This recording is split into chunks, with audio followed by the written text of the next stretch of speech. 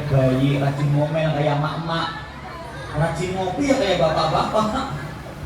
Siapa yang serius pengen jadi anak soleh? Ya Allah, saksikanlah yang angkat tangan. Siapa yang pengen jadi orang hebat, jadi orang kaya, orang terkenal, orang pintar, orang gila, orang pengen jadi orang edan. Bilang amin, kalian harus menjadi orang yang hebat. Amin. Saya doakan keluarganya bahagia, ayahnya rezekinya banyak, uang jajannya tambahin. Saya doakan ibunya gak suka marah-marah lagi.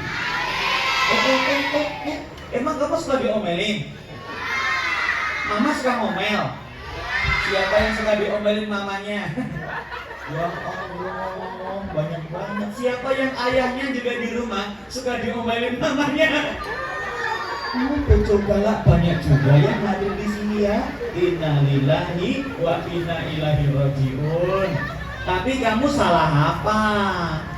Jangan-jangan sholatnya malas, bangun kesiangan, handphone terus ya? Itu namanya nasihat, meskipun kayaknya marah. Tepuk satu, tepuk dua, tepuk dua. Ada 4 nikmat yang paling besar dari Allah untuk kita. Kalau nikmat Allah itu banyak sekali. Wow, amazing. Sampai kita mustahil bisa menghitung-hitungnya. Makin gede kan ya anaknya, makin gede berarti harus makin pintar bersyukur pada Allah, pintar peka bersyukur pada Allah. Tapi ada 4 nikmat yang paling besar dari Allah untuk kita. Sudah tahu? Sudah tahu? Mau tahu?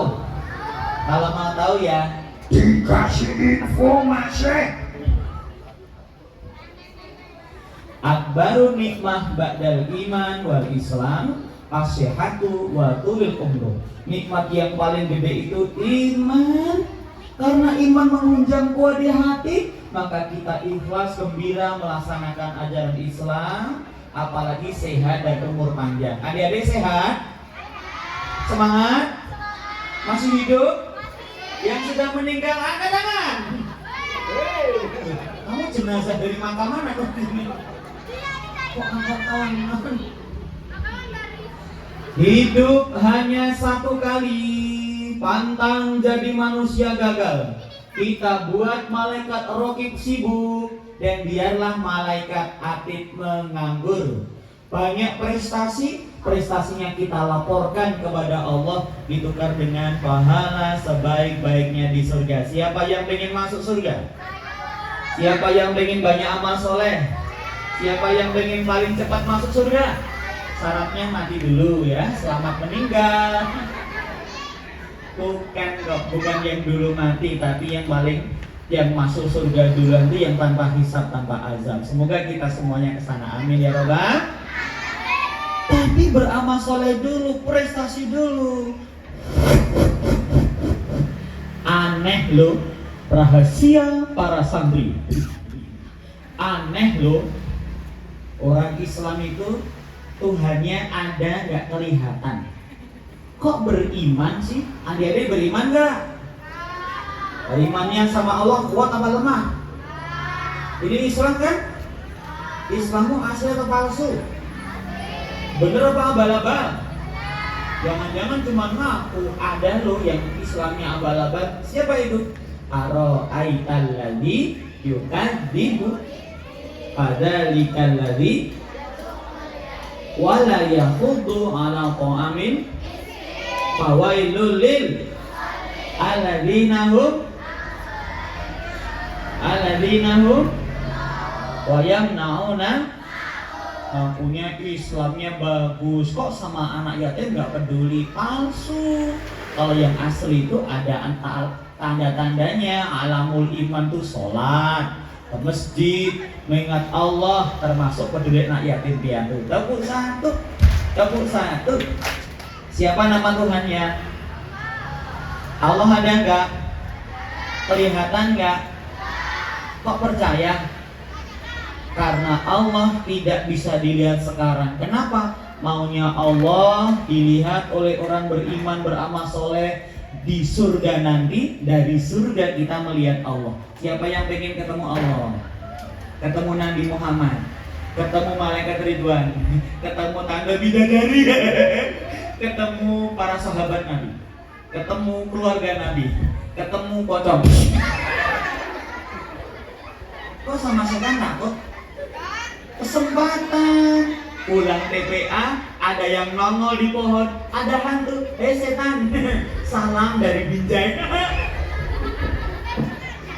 Kabur setannya ngompol 5 ember, pulang ke kuburan pakai pempes bayi. Bilang dong amin, saya doakan imannya kuat, tidak goyah.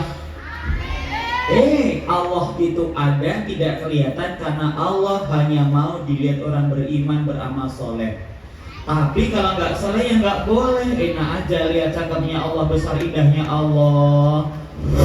Allah bukan manusia, bukan binatang. Dari surga kita lihat ya, bukan dalam surga. Emangnya surga menampung Allah?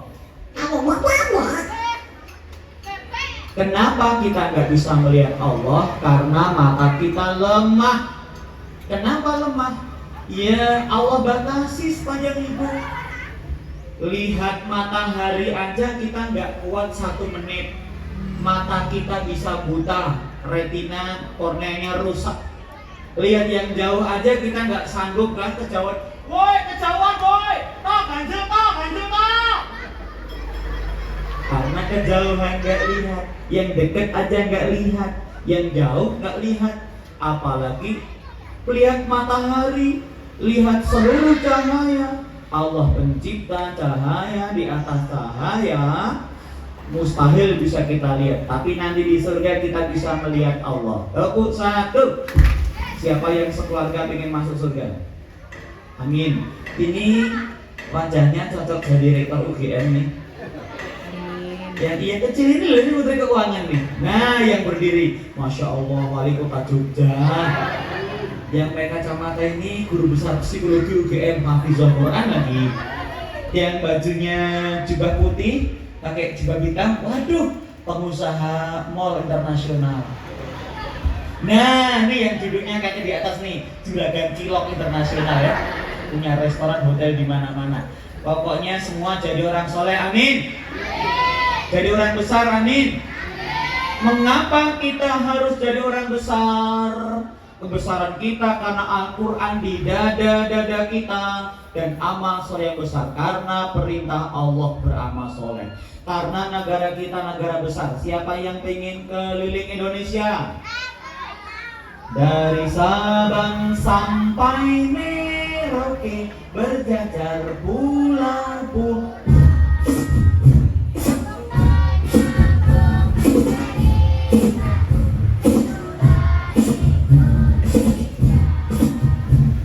Tepuk 1.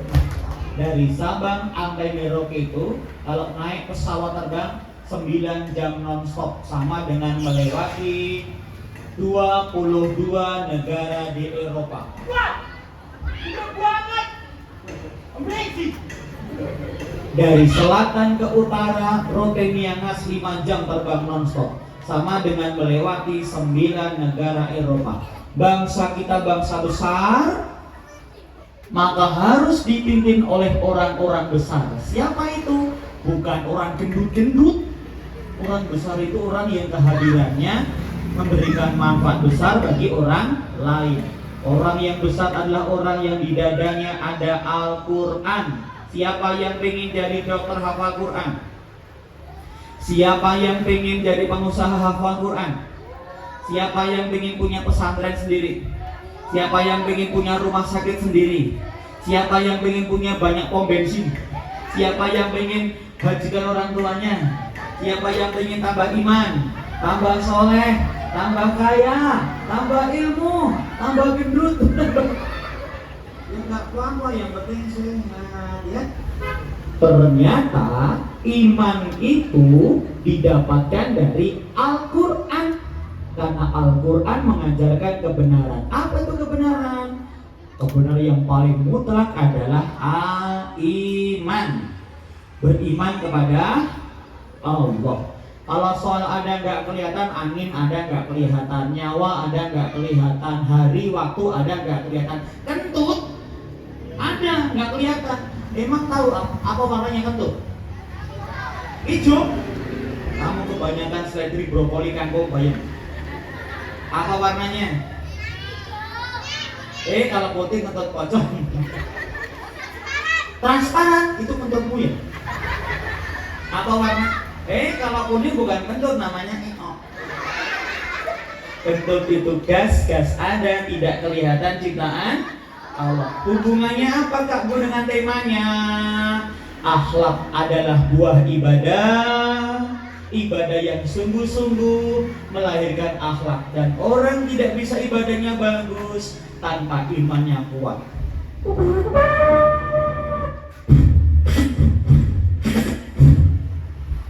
Pak Karno pernah bilang, ketuhanan yang Maha Esa itu adalah tauhid. Yang tauhid itu ada dalam Al-Quran.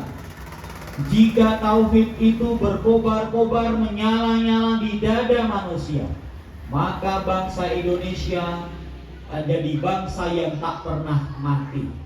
Kalau bagus imannya, ibadahnya pasti bagus. Kalau ibadahnya bagus, akhlaknya pasti akan bagus. Akhlaknya apa? Nabi itu kana khuluquhul Quran. Akhlaknya akhlak Nabi, adalah Quran. Akhlak Nabi, akhlak Al-Quran.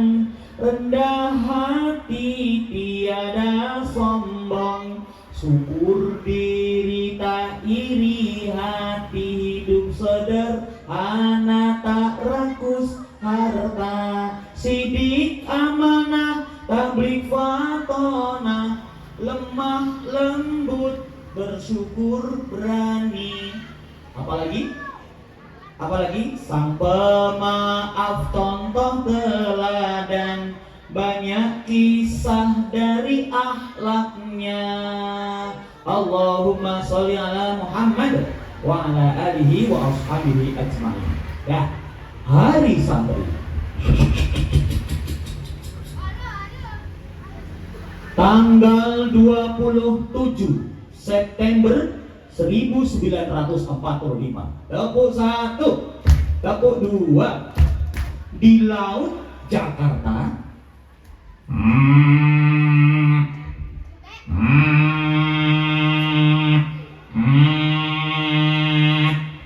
Belanda datang.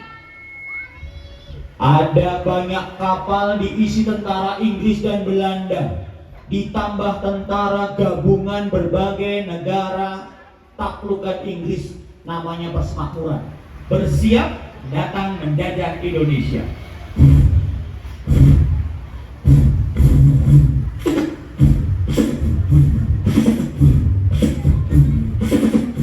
Ada yang menggunakan tank,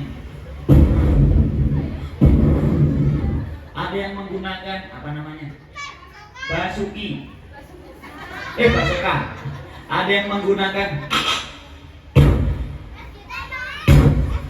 tembakan pistol. Ada yang menggunakan AK-47 di dunia. Ada yang menggunakan meriam.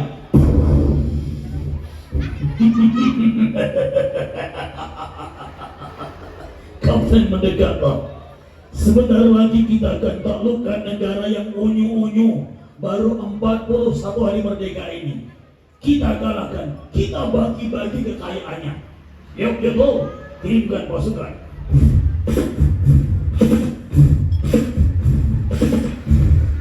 Maju! Kapal laut mendarat di 3 tempat: Teluk Banten, Semarang, dan Surabaya. Tanggal 27 September 45. Rakyatnya ketakutan. Bahaya! Belanda menyerang! Lari! Pasar-pasar jadi bubar, toko-toko ditutup, orang-orang berlarian. Ada yang sembunyi di ruko, ada yang masuk rumah. sembunyi di WC. Satu ruangan 30 orang. Ada juga yang lari nabrak orang gila. Ada yang sembunyi di kuburan.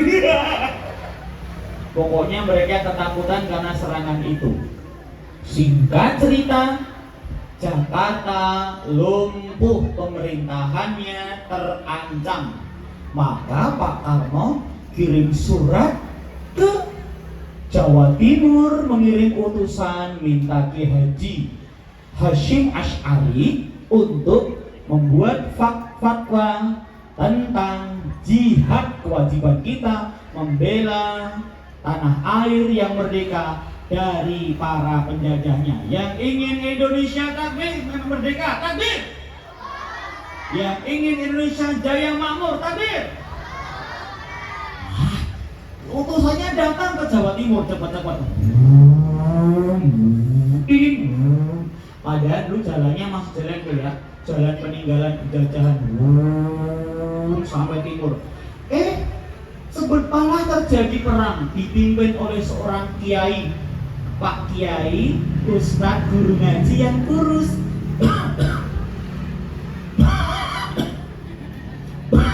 Paru-paru tinggal separuh, namanya Pak Dirman. Lebih dahulu berperang melawan Belanda sebelum perang Surabaya. Kapan? Tanggal 18 Oktober sampai dengan tanggal 15 Desember, namanya Perang Ambarawa. Baru saja diperingati kemarin. Wah, aduh, cilokku nih boy. Bawa makanan. Pak Kiai Sudirman, Jenderal Sudirman, dibantu sepenuhnya oleh para santri, para guru, para ulama kiai, terutama ada Kiai Haji Sukti dari Temanggung, namanya pesantren Bambu Runcing di Paraan Temanggung. Pak Dirman tuh kalau menang perang nggak pernah kalah loh. Subhanallah. Karena apa? Beliau yakin dengan sungguh-sungguh membela bangsa ini adalah bagian dari keimanan perintah Allah Subhanahu wa taala. Nah, adik-adik, Pak Karno ternyata mengirimkan suratnya menuju ke Jawa Timur sekaligus utusannya. Pada tanggal 22 Oktober, 5 hari setelah perang berlangsung mulai di Semarang sampai Ambarawa, Salatiga, Kiai Haji Hasyim Asy'ari mengeluarkan yang namanya resolusi resolusi jihad. Pak Dirman nanti perang sampai jalan kaki 1006 km loh, dari Bantul ke Wonosari, ke Bedoyo, ke Pracimantoro, ke Pacitan, Wonogiri, Tulung Ponorogo, Trenggalek, Tulung Agung, Kediri, naik puncak gunung. Nanti pulang lewat Nganjuk, lewat Madiun, lewat Magetan, Ponorogo lagi, kembali ke Magetan, ke Sukoharjo, ke Klaten, akhirnya perang yang namanya 1 Maret. 1009 km. Yuk semangat bareng, tepuk tangan yang meriah.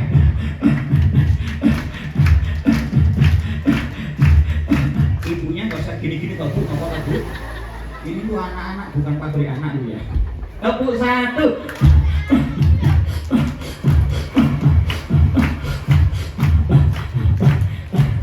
Adik-adik, begitu ada resolusi jihad yang merupakan fakta wajibnya umat Islam berperang lawan Belanda, maka berbondong-bondong dari barat, dari timur, selatan, utara bersiap untuk berperang di wilayah timur. Mana itu? Pelabuhan Surabaya. Dari Yogyakarta mengirimkan 40 orang pasukan khusus dari Akmil Jogja yang kemudian menjadi spesialis pasukan meriam untuk mengalahkan kapal-kapal Inggris yang akan merapat di Surabaya. Siapa mereka?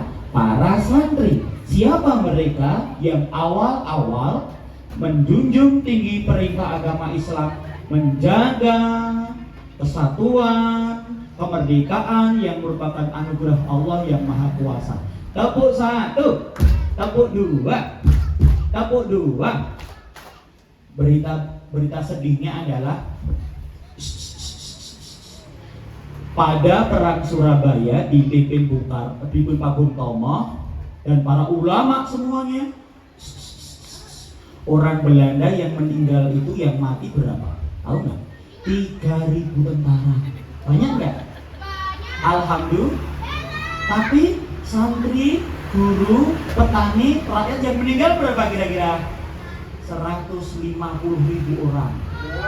Jadi kota Surabaya adalah kota para syuhada, para santri, ulama, kiai berjuang demi kita bisa hidup merdeka tanpa penjajahan. Mereka korbankan harta, nyawa, keluarga, dan semua urusan mereka dunia untuk mendapatkan kemerdekaan kita semua.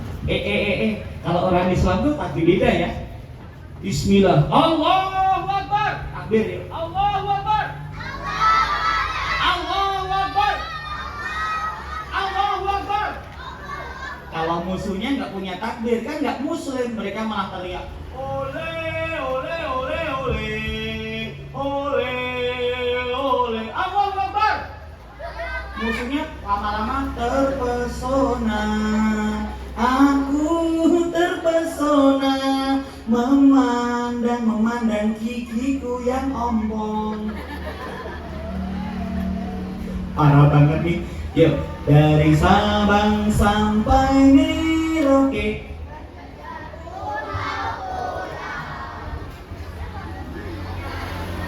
Kok nggak semangat, nggak pada apal ya? Lihat, hidup takkan mungkin tanpa perjuangan, tanpa pengorbanan. Mulia adanya. Bisa 1, 2, 3. Oh, nggak bisa ya, bareng-bareng yuk. 1, 2, 3. Dengarkanlah di sepanjang bersujud dan lu malah apa sih? Al-Fatihatul Baqarah, Ali Imran, Nisa, Al-Maidah, Al-An'am, Al-A'raf. Bisa lagunya? 1, 2, 3. Yaudah bareng-bareng. Diputusin pacarmu, jangan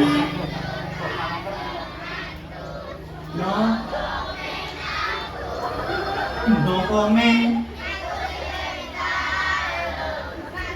Lagu aja nggak hafal, aku haram malah hafal nih. Gagah menjulang di sana, gagah menara masjidku bisa. Wong kong ini kopi sayang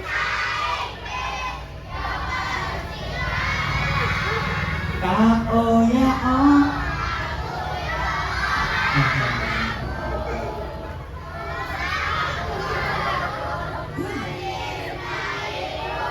Yang benar, kau mencintaiku Besti? Tadi bukan ngomong.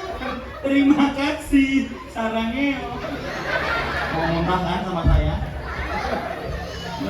Ini gimana sih santri-santri sekarang kok malah kita punya lagu gituan? Itu bikin hati kita lemah, tau nggak? Yang semangat dong. Aku pernah bermimpi menjadi bintang yang paling bersinar. Bisa kan? Bisa, 1, 2, 3. Ini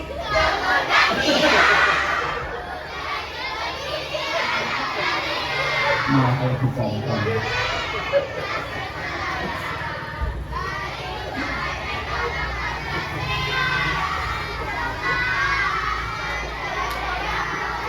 Kejauhan tau nggak? Dapur satu. Indonesia jaya dikarenakan pengorbanan para santri dan para ulama. Kita bisa tinggal tenang belajar bermasyarakat dan negara karena jasa para santri. Dan ingat, setiap tanah kita, setiap sentimeternya ditebus dengan darah, keringat, dan air mata mereka. Jangan dijual kepada siapapun. Kita pertahankan jika ada yang akan menjajahnya. Sebagai penutup, letakkan tangan di leher. Mau lomba kan? Dengarkan suara saya. Aku. Aha, laki-laki yang harus semangat. Aku. Muncrat. Aku. Harus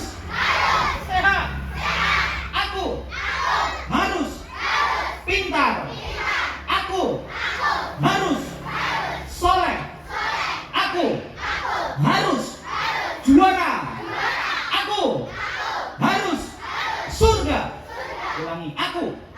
Andi. Malas. Aku. Andi. Rusuh. Aku. Andi. Bully. Aku. Andi. Narkoba. Overdosis. Rumah. Nenekmu tukang TikTok. Tepuk tangan yang meriah untuk kita semuanya.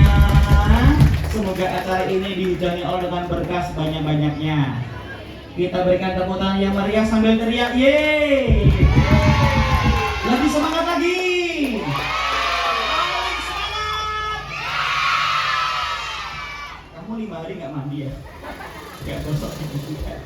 Terima kasih. Salah mohon dimaafkan. Assalamualaikum warahmatullahi wabarakatuh.